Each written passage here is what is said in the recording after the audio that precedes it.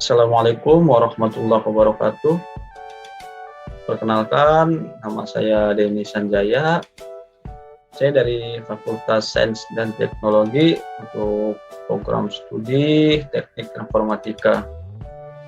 Baik, di sini saya akan menjelaskan atau presentasikan tentang materi aljabar boolean. Pengertian aljabar boolean atau dalam bahasa Inggris disebut dengan Boolean algebra adalah matematika yang digunakan untuk menganalisis dan menyederhanakan gerbang logika pada rangkaian-rangkaian digital elektronika. Boolean memiliki tipe data yang hanya terdiri dari dua nilai, yaitu true and false atau high and low, yang biasanya diimbangkan dengan angka 1 dan 0 pada gerbang logika ataupun bahasa programan komputer. Hukum aljabar boolean. Menggunakan hukum ini kita dapat mengurangi dan menyederhanakan ekspresi boolean yang kompleks, sehingga dapat mengurangi jumlah gerbang logika yang diperlukan dalam sebuah rangkaian digital elektronika.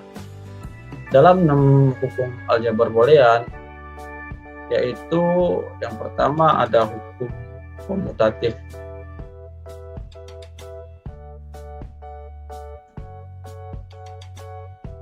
Hukum komutatif menyatakan bahwa penukaran urutan variabel atau sinyal input tidak akan berpengaruh terhadap output rangkaian logika.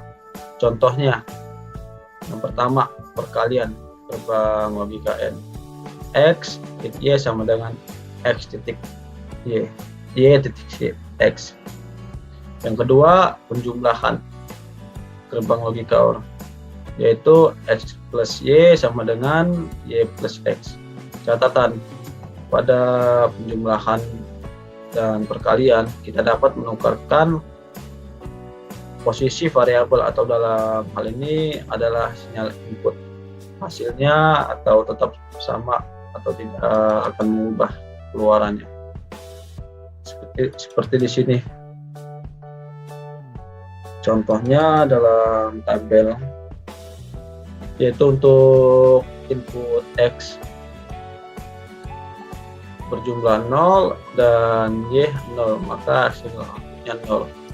Dan apabila X-nya 0 dan Y-nya 1, maka hasilnya atau outputnya akan 0, dan begitu pun sebaliknya, jika X-nya 1 dan Y-nya 0, maka hasilnya 0. Dan jika X-nya 1 dan Y-nya 1, maka outputnya hasilnya akan 1. Dan begitu seterusnya. Yang kedua yaitu hukum asosiatif. Hukum asosiatif menyatakan bahwa urutan operasi logika tidak akan berpengaruh terhadap output rangkaian logika. Untuk contoh, yaitu perkalian gerbang logika N. W titik dalam kurung X titik Y sama dengan Z. Jadi untuk contohnya, W-nya 0, X-nya 0, Y-nya 0, maka hasilnya 0. Dan yang bawahnya sama saja, hasilnya 0. Dan jika ada salah satu dalam variabel atau input ini berjumlah 0, maka hasilnya tetap 0. Dan begitu pun seterusnya. Penjumlahan gerbang logika OR. Ini kalau dalam penjumlahan, jika semua input ini berjumlah 0, maka hasil outputnya 0. Dan jika salah satunya ada angka 1 atau inputnya ada 1, maka outputnya hasilnya 1. Dan untuk catatan, pada penjumlahan dan perkalian kita dapat mengelompokkan posisi variabel.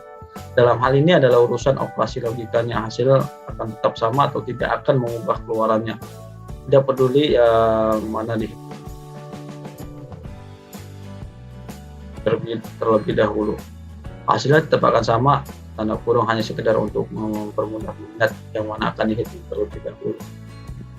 Dan untuk yang ketiga, hukum distributif. Dalam hukum distributif menyatakan bahwa variabel atau sinyal input dapat disebarkan tempatnya atau diubah urutan sinyalnya. Perubahan tersebut tidak akan mempengaruhi output keluarannya. Seperti contoh,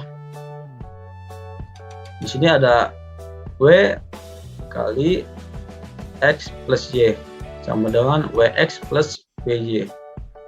Jadi dalam tabel kebenaran di sini kita bisa lihat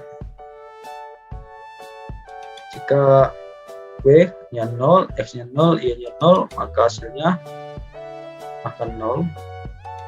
Dan jika X-nya 0, X-nya 1, dan Y 0, maka hasilnya tetap 0. Dan jika Y-nya 1, X-nya 0, dan Y-nya 1, maka hasilnya 1. Dan untuk hukum N. Hukum N disebut dengan hukum N karena pada hukum ini menggunakan operasi logika N atau perkalian berikut. Contohnya,